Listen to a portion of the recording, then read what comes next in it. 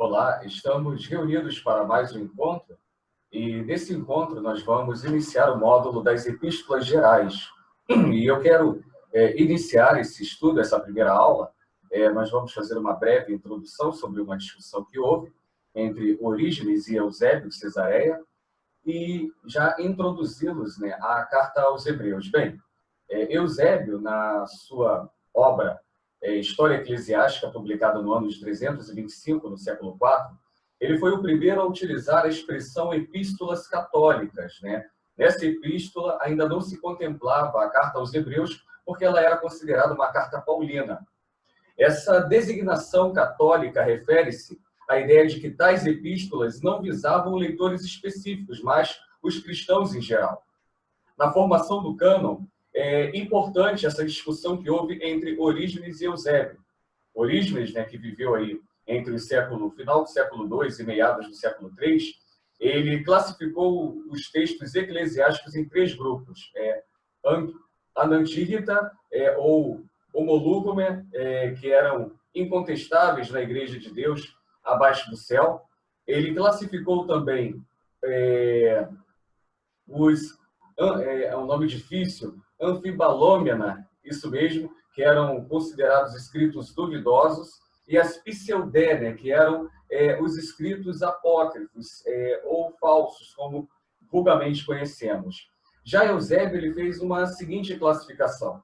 Ele considerou esses textos, né, homologúmena, assim como também Orígenes, que eram aqueles incontestáveis na Igreja de Deus, debaixo do céu. Ele considerou alguns duvidosos, que eram os antilegômenas, e ele considerou alguns textos como também falsos, apócrifos, só que na linguagem de Eusébio era os nota. A Epístola aos Hebreus. Bem, Hebreus ele nos chama muita atenção pela sua anonimidade. O texto em si não menciona nenhum nome que supostamente pudesse ser responsável pela sua autoria. E na história nenhum nome alcançou consenso, nem mesmo nos primeiros séculos. A principal discussão girou em torno do apóstolo Paulo. Nos primeiros séculos, essa posição era quase um consenso na parte oriental do Império Romano. A parte ocidental, porém, sempre teve algumas dúvidas quanto à autoria paulina. Mesmo os reformadores rejeitaram essa hipótese. Os principais argumentos são a diferença de linguagem e conteúdo entre a carta aos Hebreus e as cartas paulinas. A própria anonimidade, pois em todas as cartas de Paulo, ele se identificava. Ele fazia, né, uma inferência que ele era o autor. E até a inferência feita a partir do capítulo 2, né, de que o autor conheceu a mensagem por intermédio, né, de outras testemunhas, enquanto Paulo sempre se orgulhava de ter recebido a mensagem do Evangelho do próprio Cristo. Não se firmando o nome de Paulo, várias sugestões já foram feitas sobre quem teria então escrito a carta aos Hebreus. Já foi especulado o nome de Barnabé, de Priscila, de Lucas, de Silvano, de Estevão, Clemente de Roma, Filipe, entre outros. Quando nós olhamos para os estudiosos mais modernos, houve uma sugestão levantada por Martinho Lutero e que tem sido muito bem avaliada. O reformador parece ter sido o primeiro a propor o nome de Apolo. Você deve se lembrar dele.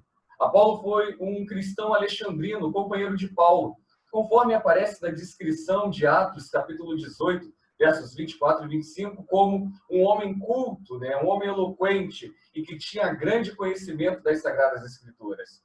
Ele fora instruído no caminho do Senhor e com grande fervor ele falava e ensinava com exatidão acerca de Jesus Cristo.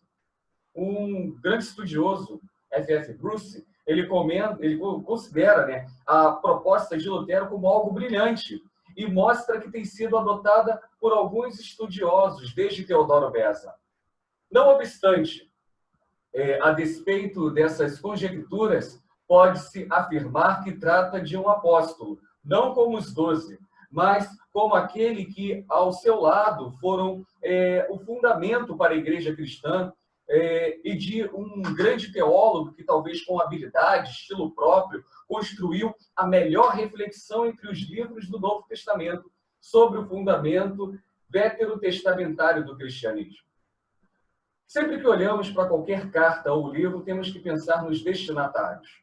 E assim como na autoria, a falta da evidência interna conclusiva é o empecilho para se determinar quem são os destinatários dessa carta, porque o título aos Hebreus, presente desde as cópias mais antigas do livro, parece que foi incluído no texto quando ele passou a fazer parte da coleção dos escritos apostólicos.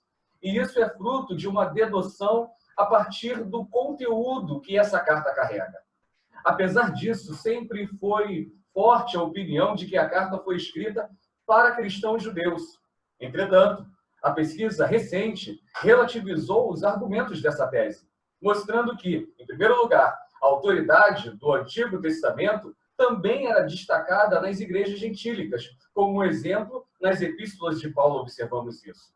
Em segundo lugar, as referências ao Antigo Testamento provam que o autor, e não necessariamente os leitores, eram conhecedores da lei.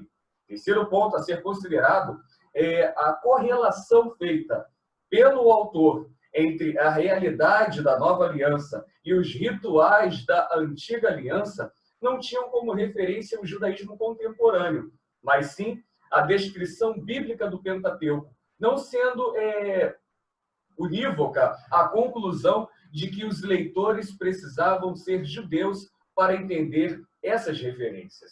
Quarto ponto que devemos também considerar, as exortações do autor podem visar outras dificuldades enfrentadas pelos destinatários, que não é uma inclinação a voltar-se para o judaísmo. A gente consegue observar isso.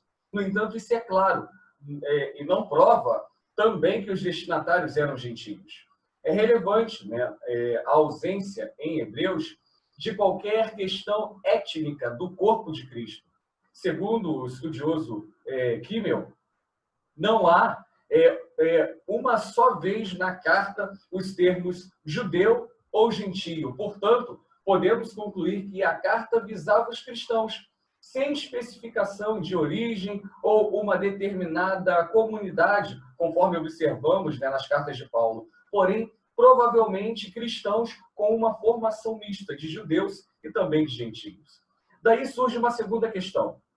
Onde localizar esta comunidade? Roma aparece com uma certa vantagem entre muitos estudiosos. A saudação feita no capítulo 13, os da Itália vos saúdam, e o fato da mais antiga confirmação de Hebreus, feita em 1 Clemente, também remonta a esta cidade. Então, são os argumentos mais importantes que apontam para esses destinatários que talvez estivessem em Roma. Porém, essas informações elas não são conclusivas. Quanto à data desse escrito, a primeira carta de Clemente, datada de 96 depois de Cristo, já do primeiro século, e que contém claras referências à carta aos Hebreus, é o limite, acima que nós colocamos assim sobre a data aos Hebreus. Então, para baixo a questão se torna complexa. Não se pode regredir muito, porque deduz-se de que o autor e a sua comunidade pertenciam à segunda geração de cristãos. Então, nesse intervalo, um acontecimento importante foi a destruição do templo em Jerusalém, na década de 70, do século I, que para alguns, segundo Hebreus, foi escrita quando o templo já havia sido destruído. Então, esse é o argumento fundamental da carta. Tanto aqueles rituais estão obsoletos, que por fim haviam sido destruídos, foram destruídos. Então, quem pensa assim, data a carta aos Hebreus entre 60 e 70 anos após a morte de Cristo. No entanto, outros interpretam um suposto silêncio sobre a destruição do templo de outra forma. O comentarista bíblico neotestamentário chamado Simon Kistemaker, ele mostra que, supondo um autor judeu, ao menos ligado ao judaísmo, bem como leitores cristãos na mesma situação, lembrando que, conforme vimos ainda há pouco, estes não seriam os únicos leitores. Então, seria muito mais fácil usar um tom ousado acerca da suplantação em Cristo do sacerdócio araônico e das instituições da antiga aliança, se o templo já tivesse sido destruído há algum tempo. Seus leitores seriam um pouco mais simpáticos, sem contar que um acontecimento como este deveria estar guardado nas mentes do autor e dos leitores, que era pressuposto. E aí o mesmo Kistemaker continuou na sua explanação, mostrando que a letargia combatida em Hebreus é muito mais evidente em tempos de paz do que em tempos de perseguição. Ora, segundo ele, após a perseguição impetrada por Nero, ali entre 64 e 68, os cristãos tiveram um período de relativa paz até o ano 90, o que também favorece uma data após o ano 70. Soma-se a tudo isso um fato já mencionado de que o autor da carta aos Hebreus não tem em vista o templo, né, que existia em Jerusalém, reconstruído por Herodes, mas ele tinha em mente o tabernáculo, conforme descrito no Pentateuco. E por isso a datação entre 80 e 90 depois de Cristo é uma data bem recomendada. Todos os escritos, né, que nós olhamos na Bíblia, sejam eles livros ou cartas, eles também têm um propósito, né? Tem uma data, tem um público, que são os destinatários, e também tem um propósito. E o propósito depende, em parte, da definição dos destinatários e vice-versa. E, no entanto, há um consenso em afirmar que os destinatários da carta aos Hebreus estão sendo exortados a permanecerem fiéis como cristãos. Para alguns, o problema que os leitores enfrentavam era uma atração em voltar para o judaísmo. E assim, Hebreus teria sido escrita para combater essa suposta apostasia e mostrar a superioridade do cristianismo, né? Funcionando como uma possível obra apologética. Porém, conforme Kimmel, o fato de que os leitores evidenciaram, né, uma inclinação para o judaísmo não pode ser percebido em parte alguma. Kimmel argumenta assim: a epístola, né, como visto acima, visava, sim, cristãos que estavam desanimados, enfraquecidos, a ponto de serem tentados a se conformar a um estilo de vida fora do Evangelho.